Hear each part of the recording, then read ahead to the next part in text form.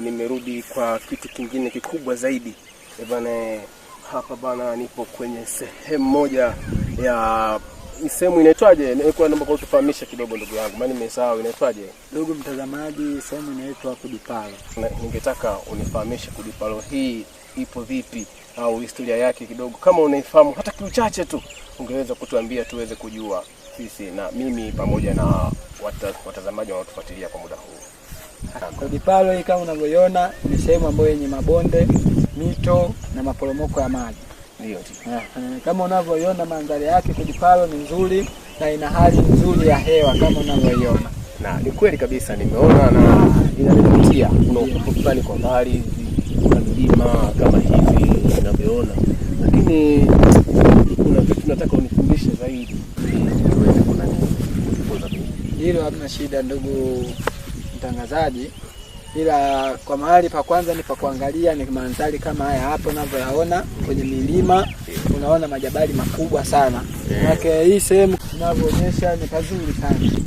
Naona ndege hapa wengi sana kifupi. Na wanasema ukiona sehemu unaenda afu ndege wanalia kwa wingi sana, alafu kama wanatimuka hiyo sehemu ina tatizo. Kwa hiyo hili unalizungumziaje?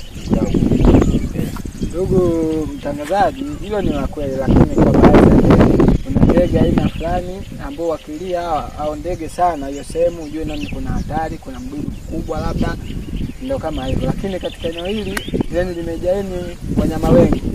Kuna ndege, kuna wanyama kama swala, mona, na mazingira haya pia sometimes tembo anakuja kutembea. Maana kuna vitu vingi sana hapa mtaweza kujifunza, mtaona na mtaweza kujifunza. Haya, twendeni na safari. Oya kameramani, bana hapo nyama.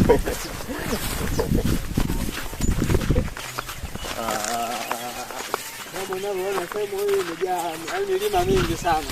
Kwa hiyo usije ukatoka mapema ndugu zangu. Bana hizi milima havina majina yote.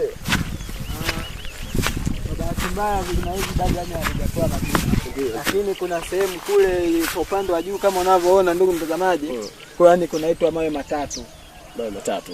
Kule juu, kwa upande wa kule juu ndio kuna sehemu inaitwa mawe matatu ambayo ukikaa kwa upande kule juu unaweza kuona mandhari yote ya ile eneo. Kwa kunaitwa mawe matatu. Ndio. Okay. Sawa. Naona safari inaendelea.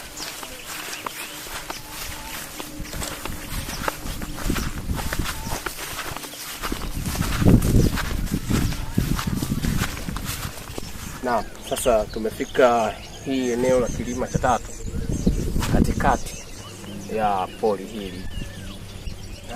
Kwa hiyo unataka uniambie kwamba mazingira ninayoyaona hapa kweli yani yamenivutia sana, na Kiwangwa TV unajisikiaje kufika katika eneo hili? Na mimi hapa ndugu mtangazaji, mimi najisikia tu furaha na kufika leo katika ni maeneo yetu, na kuonyesha ndugu zangu watazamaji ambao wako nje na eneo hili ili waweze kuja kujaangalia maeneo haya na waweze kufurahia mandhari yake. Bwana, kama tulivyomsikia ameweza kuzungumza kwa ukubwa sana. Anasema amefurahi sana, na sisi pia Kiwangwa TV tumefurahi sana kufika hapa.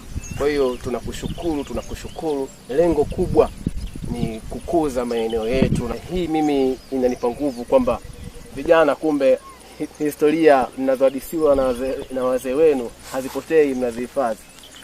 Hicho kitu mimi ndo nimejivunia sana. Ni kweli ndugu mtangazaji, unajua sio vijana wote ambao wanaweza ni kuhifadhi kumbukumbu au historia za zamani. Umeona, ila ni vijana wachache ambao wanapenda kudadisi kama mimi. Nilikuwa napenda kudadisi wazee wangu na wazee wa mji huu. Vipi, yani kupoje mji wetu na kunielezea story nyingi za eneo hili. Umeona? Kwa hiyo ninafurahia. Hata mimi nimefurahi pia. Bwana, mimi nashukuru sana na nafurahi sana kutuita sisi Kiwangwa TV. Bila shaka nimejifunza vingi sana, na ndugu zangu watazamaji, Kiwangwa TV haijaanza kizembe na inahakikisha hatua kwa hatua tunapata matukio yote ya Kiwangwa. Na mimi nishukuru kwa kuweza kutufikisha. Mimi ni mtangazaji wako Tondo Class, na wewe ningependa wakutambue. Mimi kwa majina ndugu mtazamaji ninaitwa Duma Muhammad. na inatokea Kiwangwa katika kijiji cha Bago. Naam, nimefurahi na nimependa.